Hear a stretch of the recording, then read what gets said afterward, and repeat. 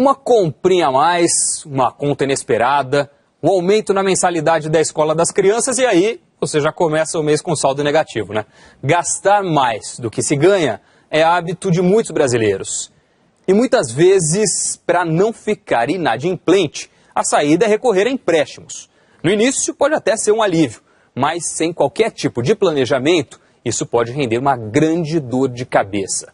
Fazer um planejamento financeiro correto é a forma de conseguir se livrar desse problema.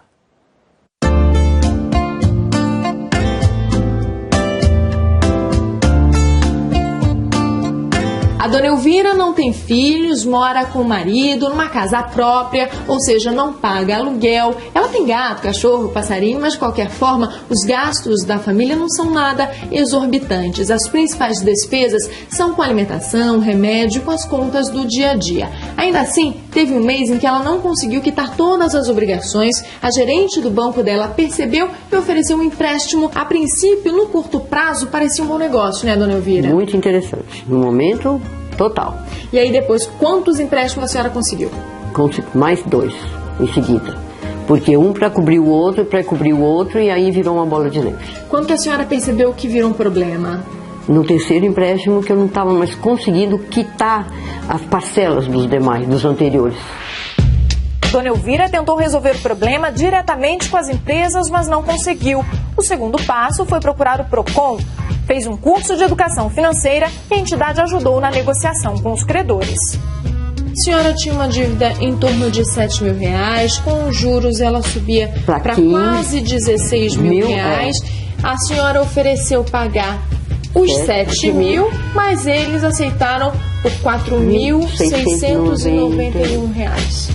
E aí a senhora se livrou da dívida? Me livrei da dívida do cartão de crédito. Perdi o cartão, claro, evidente, que nada mais justo de não poder mais usar o cartão, mas acabou com um pesadelo. Hoje, dona Elvira só tem contas que cabem no orçamento e anota todos os gastos. Depois que a senhora passou por tudo isso, qual que é a receita?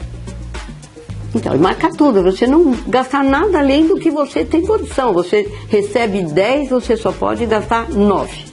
Porque imprevistos acontecem. O imprevisto acontece.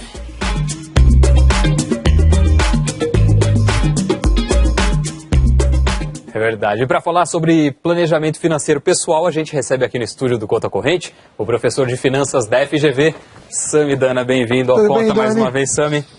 Bom, quais são os primeiros passos, as dicas iniciais para a gente conseguir organizar direitinho o nosso orçamento financeiro pessoal? Olha, primeiro é ter um orçamento. E para quem nunca fez um orçamento, que é a grande maioria das pessoas, sugiro que comece numa base de poucos dias.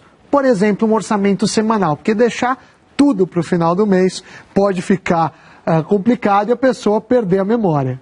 Agora, o que tem que estar incorporado nesse orçamento semanal? Ele já tem que ter uma previsão de gastos? É só anotar? Qual que é a melhor forma? Anote tudo, desde o cafezinho até compras mais substanciais. Outra coisa é você planejar, de acordo com seus recebimentos, quanto você vai usar no mês, quanto você vai conseguir poupar. E sempre que passa a semana, você reavalia. Ou seja, será que eu estimei bem? Será que não? Muitos até vão para subgrupos. Então eu tenho uma porcentagem ou uma quantia alocada para educação, outra para alimentação, outra para entretenimento e por aí vai. Agora, Sami, qual é um orçamento ideal? Como teria que estar dividido o orçamento do pessoal que está assistindo a gente em casa para falar, olha, esse seria o orçamento exemplar? O ideal, aquele que existe nos livros de economia, a gente pode falar que é 50% dos gastos do dia a dia, o gasto de sobrevivência. Então isso inclui aluguel, inclui alimentação em casa, inclui água, luz e telefone. Já 20% a gente deixa para supérfluos, afinal ninguém é de ferro. Entretenimento, roupa, cinema, esses gastos que fazem parte da vida, mas que podem ser cortados. E aí sim conseguir juntar 30% no patrimônio.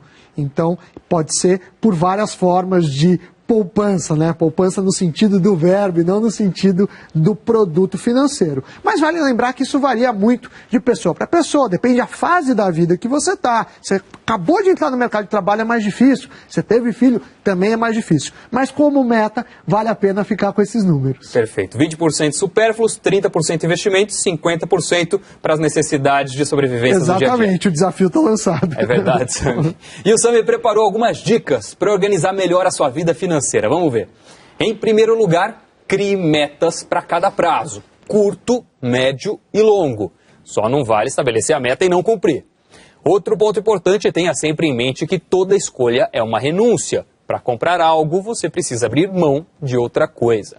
E uma dica importantíssima, combata a impulsividade diariamente. Sami, quais são as principais metas para a gente ter em mente na hora de fazer esse planejamento? Olha, a gente visualizar serviços, produtos e objetivos facilita na renúncia. Por exemplo, quero trocar de carro, quero fazer uma viagem ou mesmo uma aposentadoria mais confortável. Então, quando você idealiza e imagina essa situação, te ajuda a pensar, você engana o cérebro. E pensar sempre que tem a escolha e tem uma renúncia. Então a gente pode citar um exemplo. Suponha que o cidadão tem 5 mil reais de salário. E aí ele pretende comprar um smartphone do momento, custa R$ 1.700. Aí você faz a conta. Quanto eu ganho por hora? Essa conta, mentalmente fazendo, vai dar mais ou menos, para uma pessoa que ganha 5 mil reais, 60 horas de trabalho. A pessoa deve se perguntar, vale a pena? O benefício, o prazer que eu vou ter com isso, vale essas 60 horas? Ou será que eu poderia usar de outra forma? Essa visão que fazer uma boa gestão é você ser mão de vaca, não gastar com nada, é um pouco inocente. Na verdade, a gente tem que gastar, mas tem que saber o que dá mais prazer e viver dentro do orçamento. Porque dívidas podem afetar a produtividade, podem gerar conflitos em relacionamentos pessoais, profissionais e por aí vai. A conclusão pode ser que vale a pena comprar, mas o importante é ter a consciência da renúncia, né, Sami? Exatamente, o que eu estou abrindo mão para fazer isso. E aí o consumo consciente e feliz.